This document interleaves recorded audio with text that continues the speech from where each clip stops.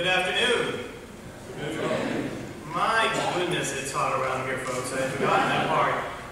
But I bring you also greetings from First Congregational United Church of Christ in Coloma, Michigan, and the churches of the Southwest Association of the Michigan Conference of the United Church of Christ.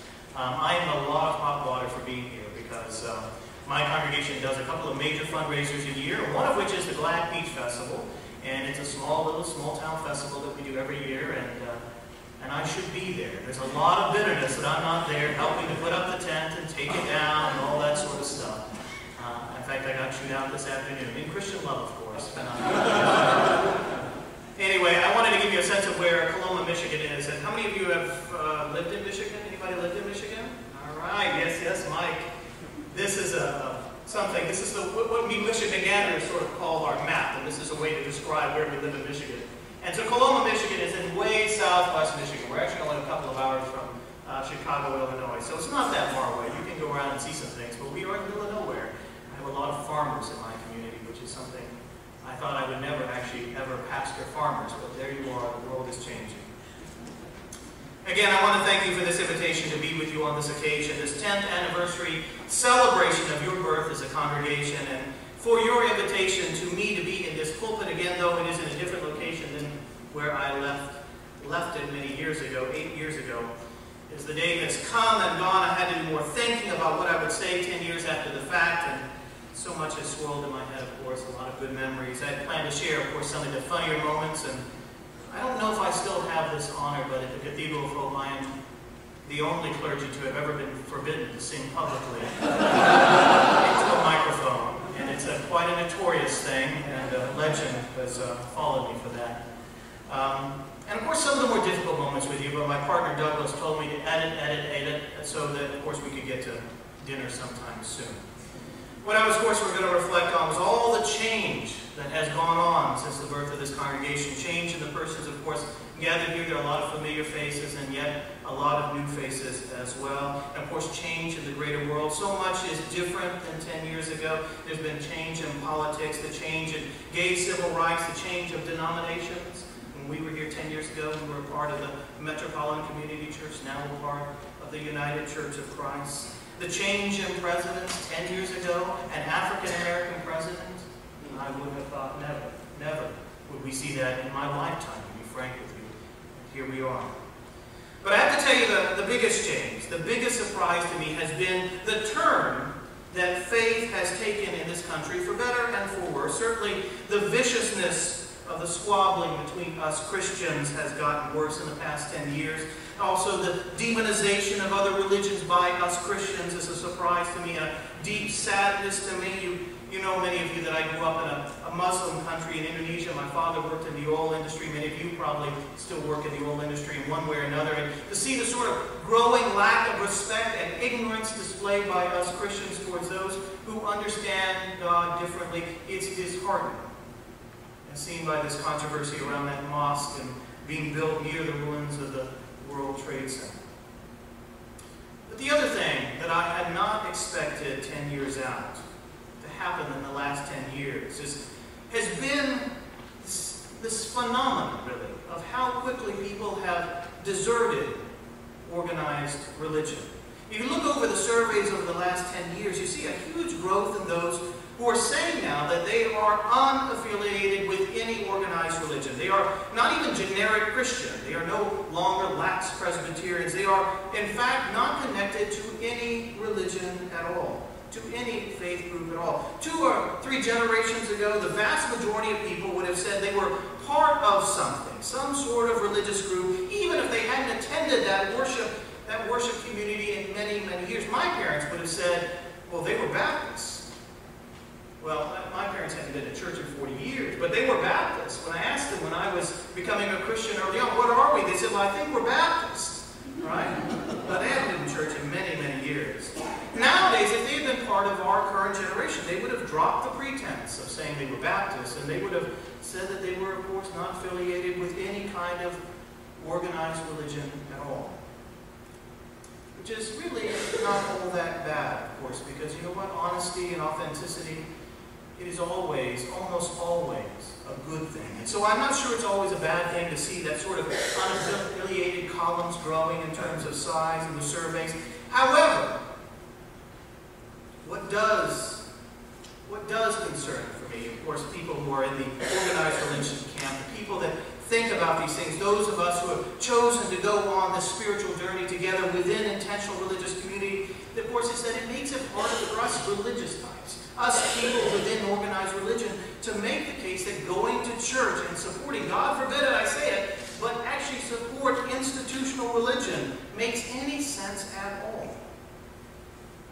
You know, for goodness sakes, a lot of us in this room know how difficult it can be to consider any kind of religious institution a friend. You know, we know what it means to have religious institutions beat up on us, stomp on our civil rights, and say that God told them to do it.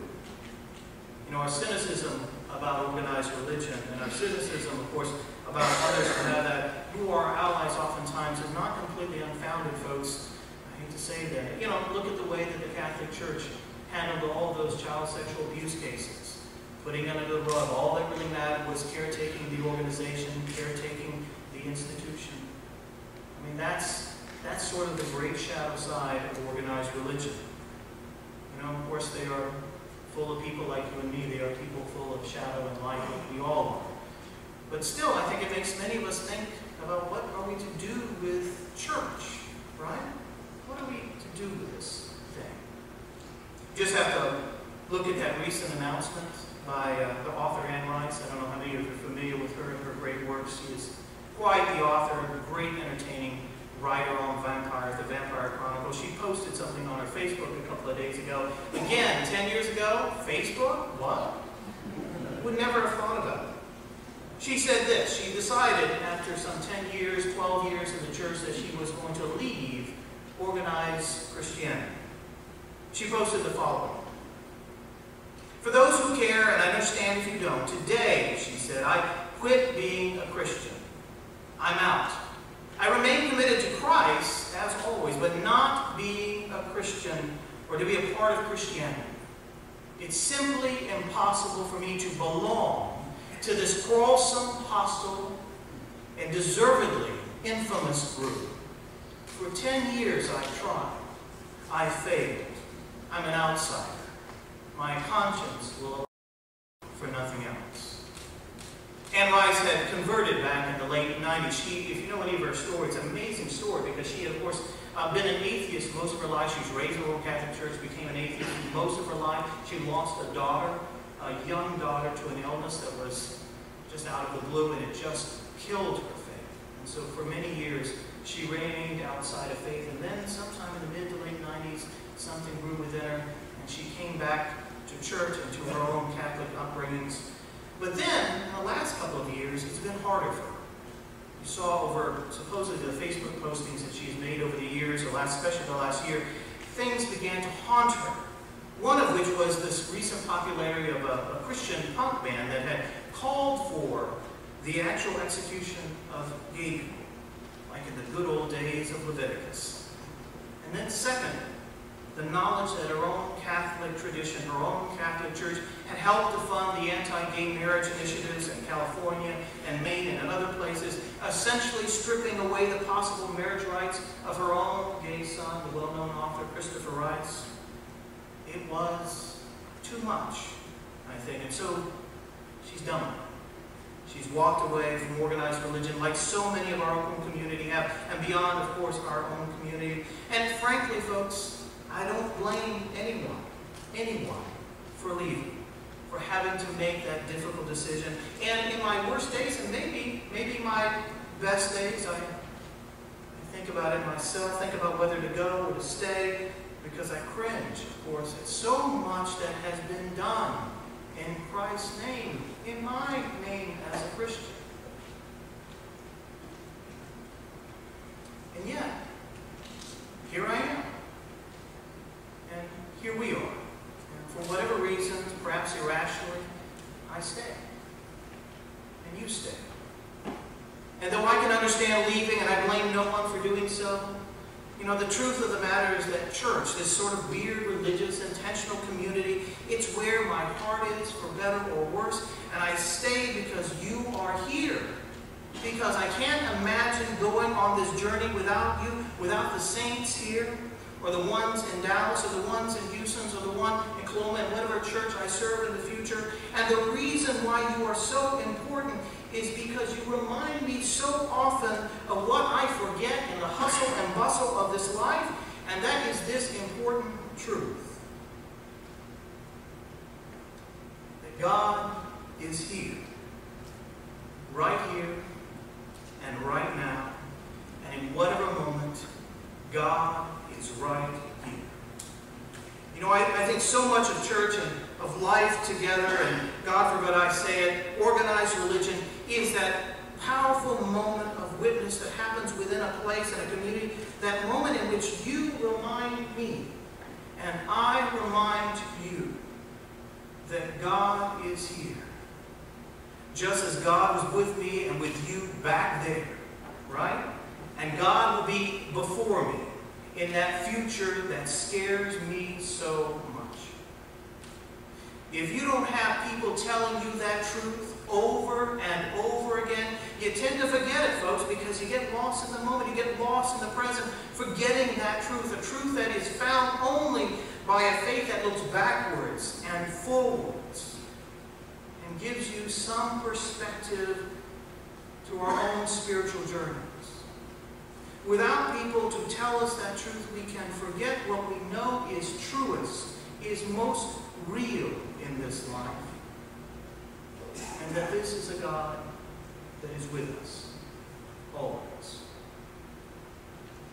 You see, I think that is what the life of faith within community gives you. It gives you the possibility of perspective, of looking and seeing into that long gone past and seeing the hand of God moving into places that you had never expected in a million years. Certainly that is what the writer of this most famous chapter of Hebrews is doing here. He is giving his readers this litany of biblical characters, right? Biblical figures, as proof that God was present to them. God was doing a thing, even during the worst of times, even during the times when the promise seemed to be on the brink of failure.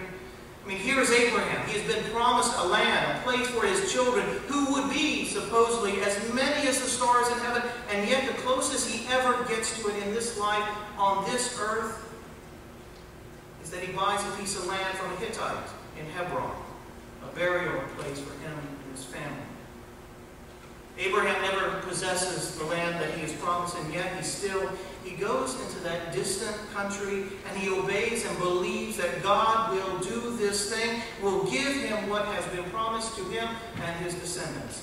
And so he goes into that land that he does not know, amongst his people that he does not recognize, and he trusts that God will do what God